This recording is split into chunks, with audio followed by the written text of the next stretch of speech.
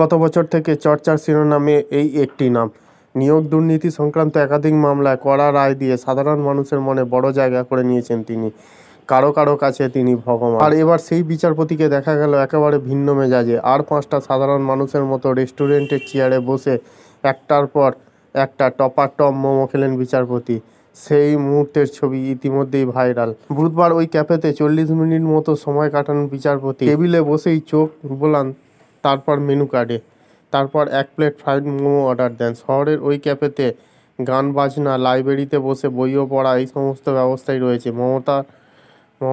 মোমোটা অর্ডার দিয়েই রেস্তোরাঁর লাইব্রেরিতে রাখা বইগুলি ঘেঁটে দেখেন বিচারপতি। আমরা তো দূর থেকে টেলিভিশনে দেখি, আজকে আমরা ক্যাফেতে তিনি এসেছেন, আমরা খুব অবাক হয়েছিলাম, খুশি ছিলাম। খবরের শিরোনামেই বলা যায়, সেই মানুষটা যখন চোখের সামনে চলে আসে, একটা আলাদা রকমেরই একটা এক্সপিরিয়েন্স হয়। মোমো চলে এলে তিনি টেবিলে বসে মোমো খান। ক্যাফেতে থাকার সময় বিচারপতিকে দেখে তার সঙ্গে সেলফি তোলার আবদার করেন ক্যাফের কর্মচারী সহ উপস্থিত অনেকেই। সকলের সাথে ছবিও তোলেন বিচারপতি, তারপর বিল মিটিয়ে চলে যান।